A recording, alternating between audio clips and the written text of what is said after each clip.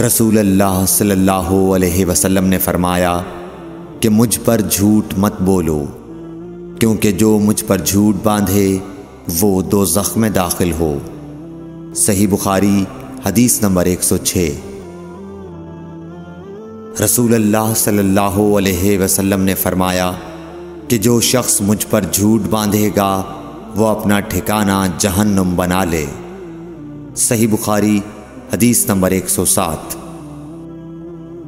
نبی اکرم صلی اللہ علیہ وسلم نے فرمایا کہ جو شخص مجھ پر جان بوجھ کر جھوٹ باندھے تو وہ اپنا ٹھکانہ جہنم میں بنا لے۔ صحیح بخاری حدیث نمبر 108۔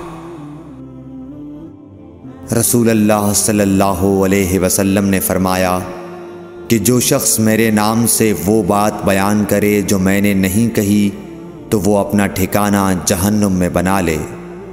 صحیح بخاری حدیث نمبر 109۔ رسول اللہ صلی اللہ علیہ وسلم کا فرمان ہے کہ اپنی اولاد کا میرے نام کے اوپر نام رکھو مگر میری کنیت اختیار نہ کرو، اور جس شخص نے مجھے خواب میں دیکھا تو بلا شبہ اس نے مجھے دیکھا، کیونکہ شیطان میری صورت میں نہیں آ سکتا، اور جو شخص مجھ پر جان بوجھ کر جھوٹ بولے وہ دوزخ میں اپنا ٹھکانہ تلاش کرے۔ صحیح بخاری حدیث نمبر 110۔ جحیفہ کہتے ہیں کہ میں نے حضرت علی رضی اللہ عنہ سے پوچھا کہ کیا تمہارے پاس کوئی اور بھی کتاب ہے؟ انہوں نے فرمایا کہ نہیں، مگر اللہ کی کتاب قرآن ہے، یا پھر فہم ہے جو وہ ایک مسلمان کو عطا کرتا ہے، یا پھر جو کچھ صحیفے میں ہے۔ میں نے پوچھا اس صحیفے میں کیا ہے؟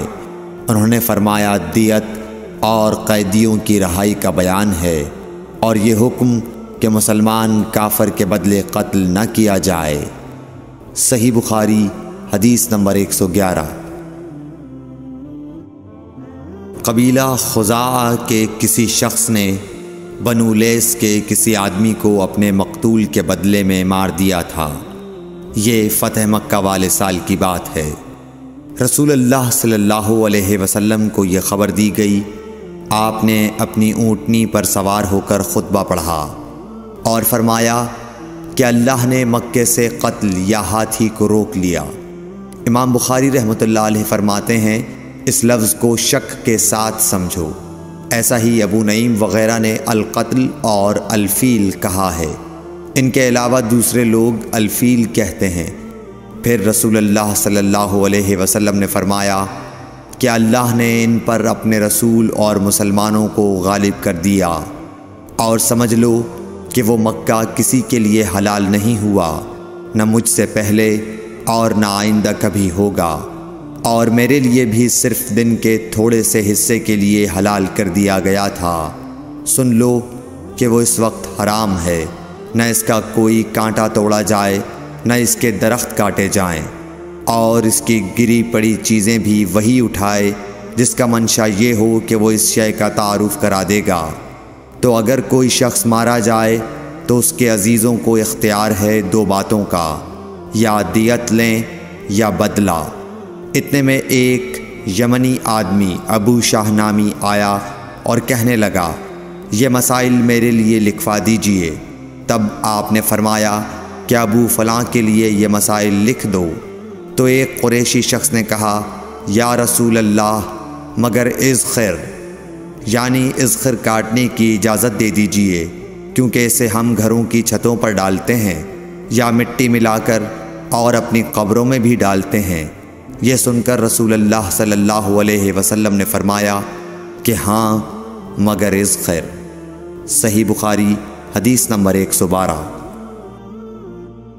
وہب بن منبح کے بھائی کہتے ہیں کہ میں نے حضرت ابو ہریرہ رضی اللہ تعالی عنہ کو کہتے ہوئے سنا کہ رسول اللہ صلی اللہ علیہ وسلم کے صحابہ میں عبداللہ بن عمر رضی اللہ عنہ کے علاوہ مجھ سے زیادہ کوئی حدیث بیان کرنے والا نہیں تھا، مگر وہ لکھ لیا کرتے تھے اور میں لکھتا نہیں تھا۔ صحیح بخاری حدیث نمبر 113۔ جب نبی اکرم صلی اللہ علیہ وسلم کے مرض میں شدت ہو گئی تو آپ صلی اللہ علیہ وسلم نے فرمایا کہ میرے پاس سامان کتابت لاؤ تاکہ تمہارے لیے ایک تحریر لکھ دوں تاکہ بعد میں تم گمراہ نہ ہو سکو۔ اس پر حضرت عمر رضی اللہ عنہ نے لوگوں سے کہا کہ اس وقت آپ صلی اللہ علیہ وسلم پر تکلیف کا غلبہ ہے اور ہمارے پاس اللہ کی کتاب قرآن موجود ہے جو ہمیں ہدایت کے لیے کافی ہے۔ اس پر لوگوں کی رائے مختلف ہو گئی اور شور و غل زیادہ ہونے لگا۔ آپ صلی اللہ علیہ وسلم نے فرمایا میرے پاس سے اٹھ کھڑے ہو، میرے پاس جھگڑنا ٹھیک نہیں۔ اس پر ابن عباس رضی اللہ عنہ یہ کہتے ہوئے نکل گئے کہ بے شک مصیبت بڑی سخت مصیبت ہے، وہ چیز جو ہمارے اور رسول کے اور آپ کی تحریر کے درمیان حائل ہو گئی۔ صحیح بخاری حدیث نمبر 114۔